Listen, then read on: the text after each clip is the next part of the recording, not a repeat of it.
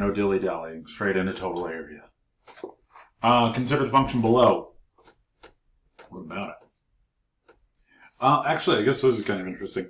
The space here, not that I'm shading it exceptionally well, but the space here seems to be exactly opposite of the space here, right? Like they completely cancel each other out. So if I were to do the integral from, what is it, 0 to, well, my guess is that's 2 pi. 0 to 2 pi for this function, it would be 0. Which is useful in some senses, but in some senses it's also like, well, there's all that space that actually does exist. Right? So I just happen to remember this. So I know the area here was 2, and then this integral ended up being negative 2. So the actual total space there is 4 square units. But the integral cancels it out. But it's sometimes useful to know what space is actually there. Right? So the definite integral gives us the net area, right? It allows that positive space and negative space to cancel out. If I wanted the total area between the curve and the x-axis, I would have to have these absolute value bars on the function. And in fact, if you're on an FRQ and it says total area, that's exactly what you would write. It says, write an expression for the total area. That is it. An expression involving an integral for total area, it's that.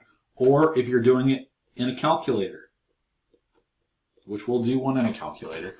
If you're doing it in a calculator, that is what you do. But we also got to be able to do it by hand. So we have to figure that out. So let's think about this a little bit more. So the integral is on the left, right? The integral from a to b for f of x dx is 0 because this space cancels this space. Over here, I get the integral from a to b for the absolute value of f of x dx. And I think it was 4. I'm pretty sure anyway. The 4 doesn't really matter. The difference is the absolute value. The difference is this cancels, and I don't want this to cancel. Right? So in the integral, I end up with the cancellation. The total area, I don't want the cancellation. So I have to think about, why is it even canceling it? Well, why is some of the space canceling each other out? It's because of this right here, right? That is where the integral, or where the function changes its sign. So if I could figure that out, if I could figure out where the function changes sign, I could just break the integral up. And then I would be able to identify that space that changed sign, and that'll be easier. That'll not be easier, but that'll be how I figure out the total area. So that's what we do. How do we find the integral of the absolute value by hand? Find where the function crosses the x-axis. Rewrite the integral by breaking up the bounds. Take the absolute value of each integral. So you may have like 3 integrals to do. Hopefully you don't. It just depends how many zeros you have on the original interval. But find your zeros. Break the integral up at the zeros. And every integral you do, take the absolute value of it. Super fun. Make one integral several. Alright, find the total area between the curve and the x-axis for f of x on the interval 0 to 3. So I have to set the function equal to 0.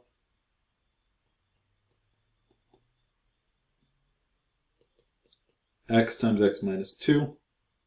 I get x equals 0 and x equals 2. So again, what I would like to be doing for this, to find the total area, is the integral from 0 to 3, absolute value of x squared minus 2x dx. I don't know how to do antiderivatives of absolute value. So by hand, what I'm going to be doing is the absolute value of the integral from 0 to 2 of x squared minus 2x dx plus the absolute value of the integral from 2 to 3 for x squared minus 2x dx. Right? Now, I suggest you go do these integrals off to the side. The absolute value bars and the evaluation bars, it just starts getting clunky, and you're going to mess up writing something. So let's just do these integrals off to the side. Luckily, you'll only have to do one antiderivative, right? It's the same function inside of both of them. x cubed over 3 minus, that ends up being x squared, from 0 to 2.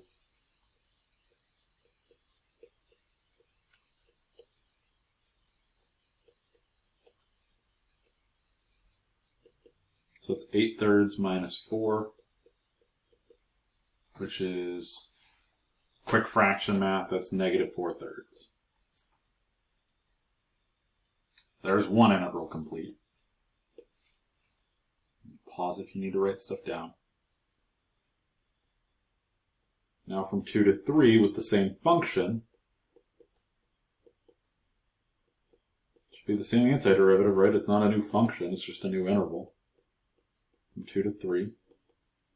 So I get 3 cubed over 3 minus 3 squared minus 2 cubed over 3 minus 2 squared. So that ends up being 9 minus 9, 8/3 minus 4. And this is a pure coincidence.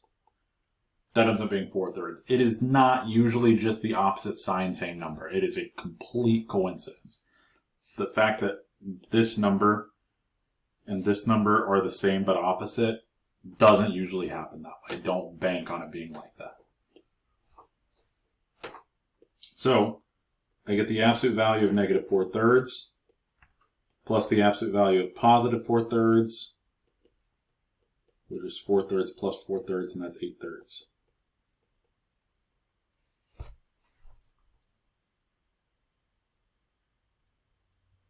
That's how you do those. You have to find the zeros, break it up, do the integrals. Hopefully the fractions aren't like mine was. But that's what you do. It's just one extra step, I guess. Maybe 1.5. Find the total area between the curve and the x-axis for f of x using a calculator. Using a calculator is lovely. Integral 0, 2π3, absolute value of cosine of x. I'm not going to have to find the zeros because the calculator will take care of all that stuff in the background for you. So let me show you how to enter this on the 84. I'm going to zoom out a little bit. There we go. Now we can see the whole calculator. So the first thing you got to do is press math. And then option number 9 is where the integrals are. So we go down to number 9. And now I actually have an integral to fill in. My lower bound was 0. And this was 2 pi thirds.